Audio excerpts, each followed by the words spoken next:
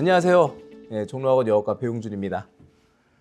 오, 이제 벌써 한 2주 가량, 한 3주 돼 가나요? 꽤 우리가 수업을 진행을 했죠. 근데 이제 저도 이제 수업을 진행을 하고 이제 매번 이제 이번 주에 뭘 가르쳐야지, 3월 달에 뭘 해야지 이런 식으로 월별 계획을 짜고 있지만, 그럼에도 불구하고 수험생들 여러분들이 뭘 공부를 언제 해야 될지를 궁금해 하시는 경우가 되게 많더라고요.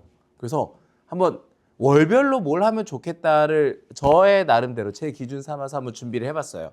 물론 이대로 지켜오셔도 좋고, 아니다, 난 내가 원하는 대로 하고 싶다, 그러면 그렇게 하셔도 됩니다만, 이제 아마 저는 이렇게 진행을 할 것 같아요.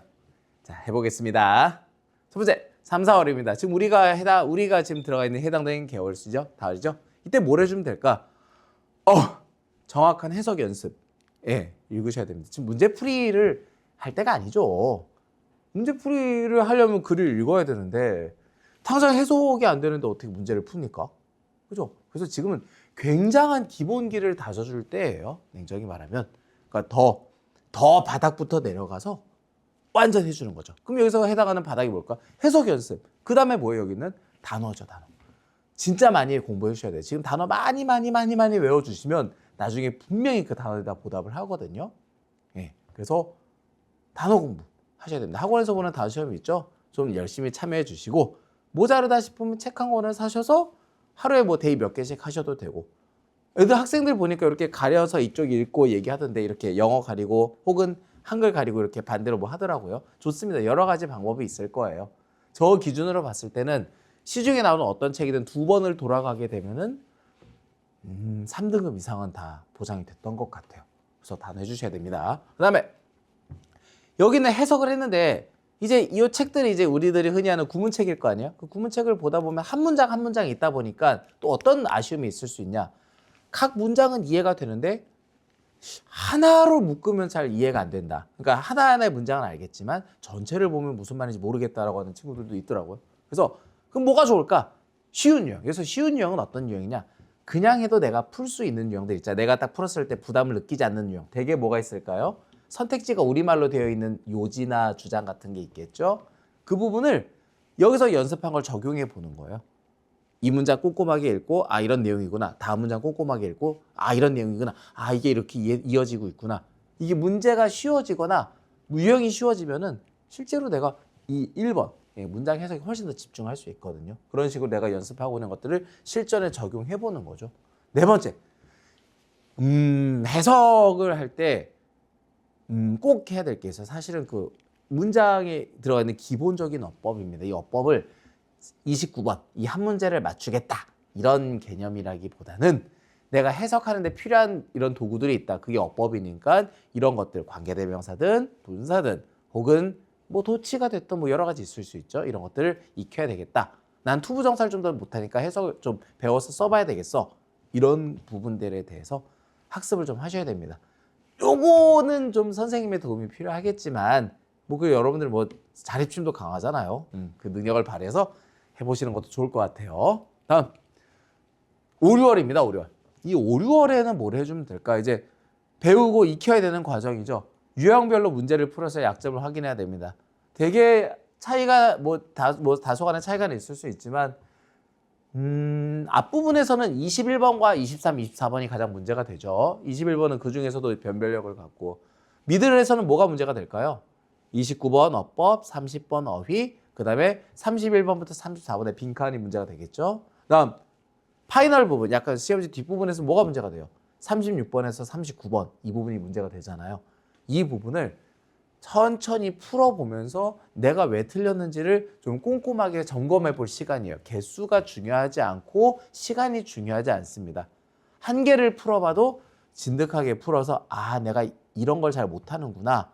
아, 나는 사실 순서 문제를 감으로 풀고 있구나. 아, 나 빈칸을 주제를 잘 못 찾고 있네. 나만의 이제 약점 포인트를 확인하셔야 돼요. 그럼 이걸 확인하면 어떻게? 질문하셔야죠. 어떻게 해결할지를. 저희가 이제 선생님들을 통해서 해결책을 마련해 주는 거죠. 요 기간대에 주로 이런 작업들 하는 거예요. 그래서 이 해결 방법을 혼자 마련해도 좋고, 인강을 통해서 마련해도 좋고, 경우에 따라서는 저와 함께 찾아봐도 좋죠. 중요한 건 문제 풀고 동그라미 X가 아닌 반드시 내가 왜 틀렸는지를 꼭 확인하셔야 돼요. 이게 이 5월, 6월의 가장 중요한 부분입니다. 선생님 6월 달에는 모평이 있는데요. 있지만 좀 더 빅픽처를 그렸으면 좋겠어. 이 시험도 잘 보면 좋겠지만 좋아. 5월 마지막 주에는 좀 스퍼트를 내서 먼저 문제풀이 한다 치더라도 나머지 기간에는 이런 작업들을 해줬으면 좋겠습니다.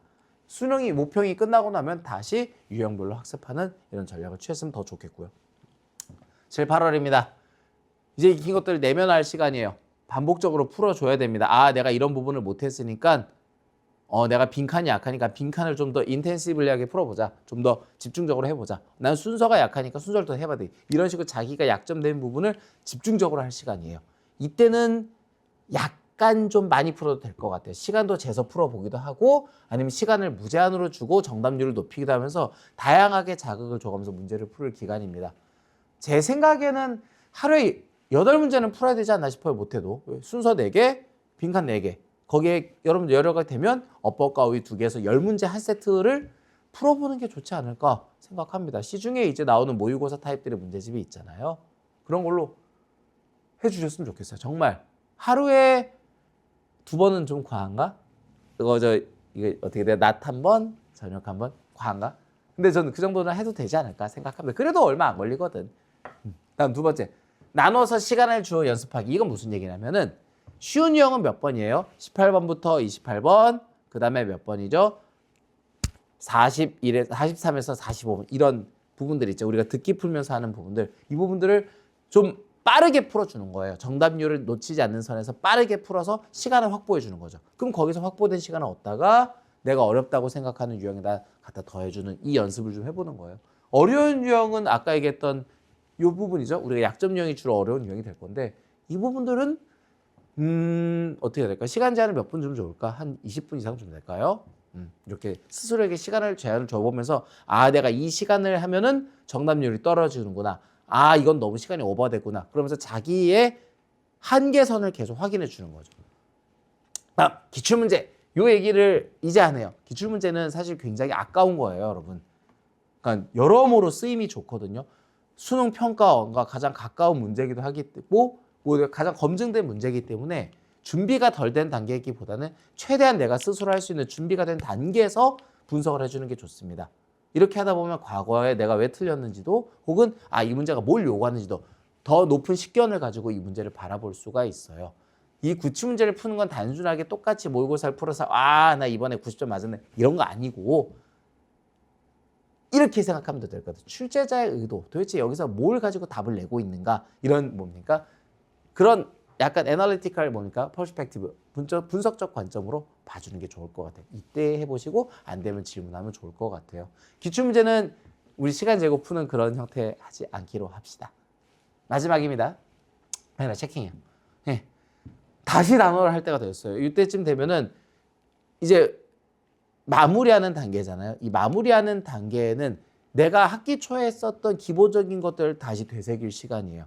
단어 다시 한번 외워가지고 모르는 단어 있는지 없는지 확인해주고 그 다음에 해석 연습 다시 한번 해주는 거죠. 나는 이런 형태 전치사의 관계대명사가 달리는 구문이 어려웠어. 혹은 나는 주어의 위치가 바뀌어 있으면 잘 못하는 것 같아. 나만의 어떤 약한 부분이 있을 거 아니에요?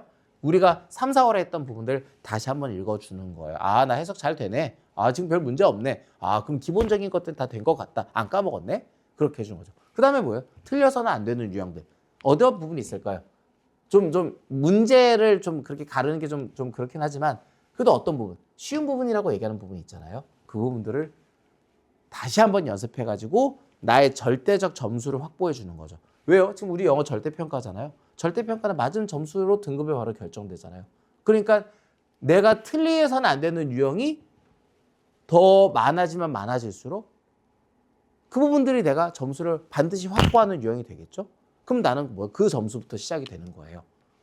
그러니까 말이 좀 어려웠나? 다시 보면 그냥 간단하게 얘기했을 때 실수해서는 안 된다는 얘기죠. 그러면 실수를 어디까지? 이런 문제들을 반드시 맞아서 여러분들이 기본적으로 갖고 있는 베이스 점수를 제 욕심이지만 3등급 위로 가져갔으면 좋겠다고 생각을 합니다. 이렇게 얘기를 해봤는데 이게 정답은 아니죠. 아니긴 한데 만약에 저라는 사람한테 선생님 공부를 계열별로 어떻게 해요? 라고 물으면 저는 이렇게 얘기를 할 것 같아요. 단어도 계속하고 해석도 계속하고 그다음에 각 문제가 요구하는 것도 찾고 이 순서를 뒤섞어도 좋지만 가급적이면 그 계열에서 요구하는 것들을 좀 더 많이 해줘서 뭐가 메인이고 뭐가 서브인지를 좀 분명히 했으면 좋겠습니다. 뭐 이렇게 될 것 같은데 앞으로 더 자주 만날 거니까 뭐 다양하게 질문을 통해서 우리 더 실력을 쌓아가도록 해요. 저도 수업 준비 열심히 할 테니까 수업 시간에 또 다시 만나도록 합시다. 고생하셨어요. 안녕.